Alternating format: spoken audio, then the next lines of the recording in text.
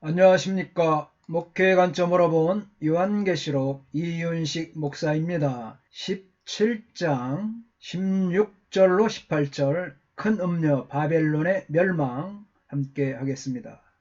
16절 내가 본 바 이 열불과 짐승은 음녀를 미워하여 망하게 하고 벌거벗게 하고 그의 살을 먹고 불로 아주 사르리라. 카이타 테카 케라타 하 에이데스 카이 토 데리온 후 토이 비세스 시텐 포르넨 카이 에레모메넨 포이에스 신 아우텐 카이 김네 카이 타스 사르카스 아우테스 파곤타이, 카이, 아우텐, 카타카우스 신, 앤 퓨리. 그리고 내가 보았던 열불들과 짐승은 그들은 창녀를 미워할 것이다. 그리고 그들이 그녀를 황폐케 되게 한 후 그리고 벌거벗게 만들 것이다. 그리고 그들이 그녀의 살들을 먹을 것이다. 그리고 그들이 그녀를 불로 태워버릴 것이다. 열불과 짐승에 대해서 보겠습니다. 적 그리스도를 맹조로 삼을 열 나라를 상징한다. 짐승을 중심으로 동맹체제를 갖출 열 왕들을 상징한다. 집합적 세력인 열 왕은 미래의 어떤 왕들이 사탄으로 말미암아 왕권을 얻고 또 합심하여 사탄적 역사에 종사할 것을 상징한다. 열 왕들은 실제로 지상의 영역 속에 유력한 것들, 즉 예술이나 교육, 상업과 산업, 그리고 정권들과 중심 권력층에 맹종하는 자들을 의미한다. 마지막 시대에 동시적으로 지배할 로마 제국의 형태를 상징한다. 적그리스도에게 복종하게 될 모든 나라들의 전체적인 권세를 나타내는 전적으로 종말론적인 상징이다. 이처럼 학자들의 견해가 이렇게 밝히고 있습니다. 음녀에 대한 운명은 이제 오홀리압에 대한 에스겔의 생생한 그런 풍요를 떠올리게 하는 구절과 연결됩니다. 에스겔 23장 11절에서 35절. 그는 아수르 여인을 사랑했고 또 바벨론에게 더럽힘을 당했으며 또 애굽 땅에서 음행을 저질렀습니다. 이 짐승과 열왕은 그 증오를 짐승에게 돌리고 23장 29절을 보면 에스겔 그들이 미워하는 마음으로 내게 행하여 또 23장 26절 그를 비참하게 하고 내 옷을 벗기며 내 장식품을 빼앗을지리라. 또 벌거벗게 만듭니다. 23, 29절에 너를 벌거벗은 몸으로 두어서 또 뭐냐면 그의 살을 먹고 내 코와 귀를 깎아버리고 23, 25절 또 23장 또 25절 보면 또 그를 불로 완전히 태워버릴 것이다. 그 남은 자를 불에 사르며. 위의 말씀들은 요한계시록 본문에도 적용이 됩니다. 열불로 상징되는 열왕과 또 짐승이 음녀를 미하여 망하게 하고 벌거벗게 하고 그 살을 먹고 불로 아주 사를 것이다 라는 의외의 내용을 천사가 소개하고 있습니다. 이러한 내용을 나열하는 데 있어서 미워한다, 미워하고 미소쓰신, 망하게 하고 벌거벗게 한다, 또 그의 살을 먹는다, 불로 아주 사른다 라는 순서로 이어져서 강도가 점점 세워지는 것을 볼 수가 있습니다. 열왕들과 짐승의 음녀에 대한 미움에서 시작된 적대적인 마음은 결국 그 음녀를 불로 사르는 순간까지 이르게 되는 것입니다.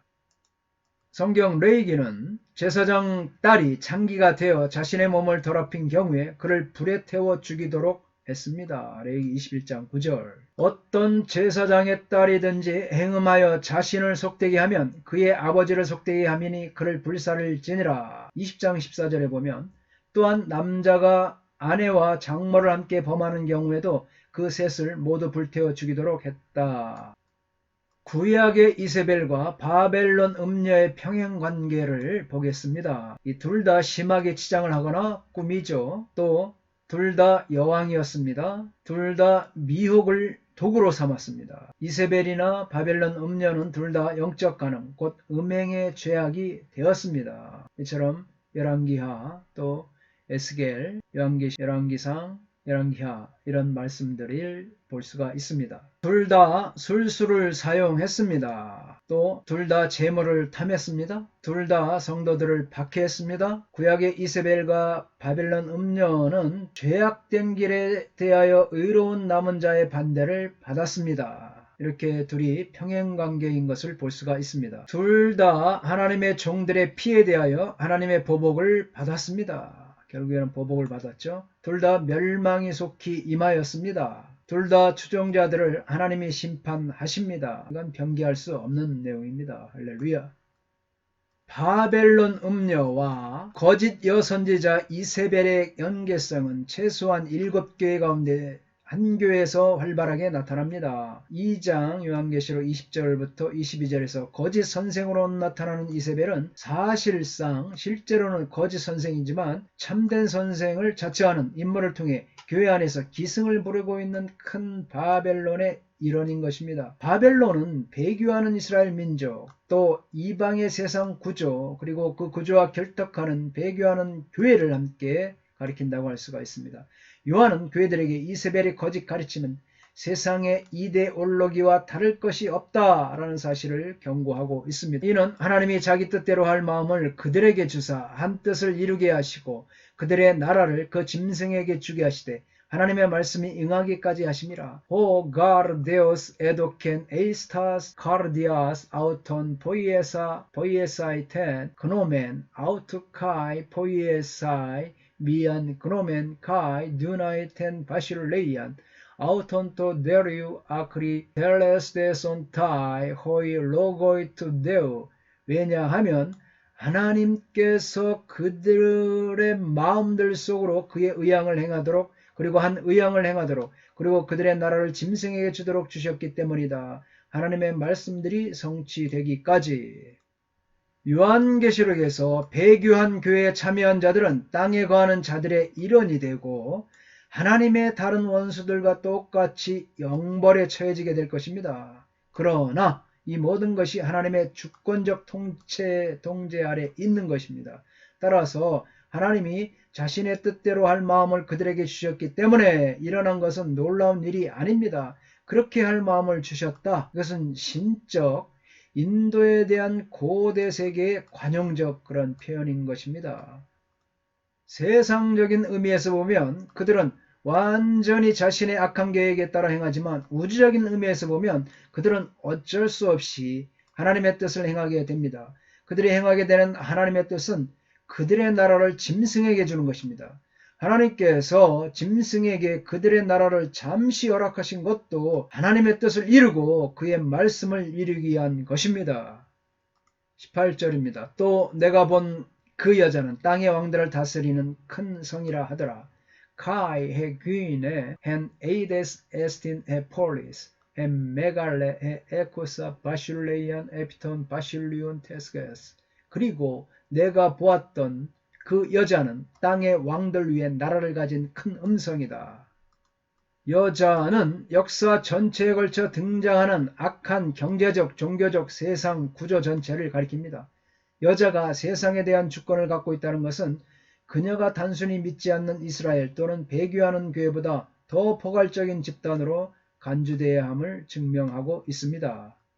요한계시록에서 큰 성은 이 바벨론인 것입니다. 바벨론이죠. 요한의 시대에 큰 성은 로마였습니다. 로마는 하나님을 대적하며 그의 백성들을 압제했던 바벨론을 답습했다는 점에서 바벨론과 동일한 속성을 갖습니다. 세계 역사를 통해서 볼 때 바벨론과 로마는 비도덕성, 또 성전 파괴, 우상 숭배, 사치, 성도의 핍박이라는 공통점을 공유했습니다.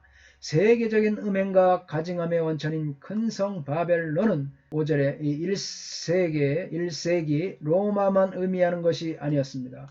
자신의 부와 영향력을 부정한 목적을 위해 사용하는 모든 권력의 거대한 중심지는 고대 바벨론 정신을 되살아나게 하는 것입니다. 요한계시록 12장과 남자아이를 출산한 여인과 17장 음녀를 비교해 봅니다. 임산부가 요한에게 보여집니다. 12장.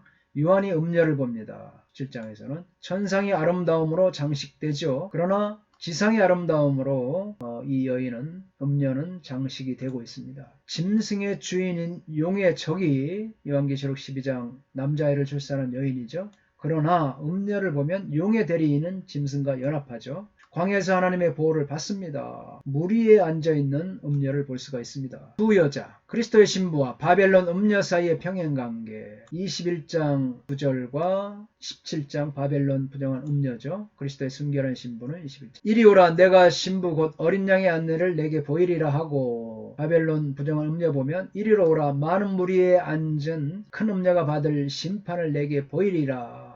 보인다는 것도 같은데 큰 음녀 받을 심판을 보인다는 것이죠. 또 신부의 외적 복장은 하나님의 영광을 계시합니다. 음녀의 외적 복장은 내적 부패함을 감추어 줍니다. 하늘을 의지하죠. 그러나 바벨론 음녀는 땅을 의지합니다. 광야에서 발견되고 성으로 지칭됩니다.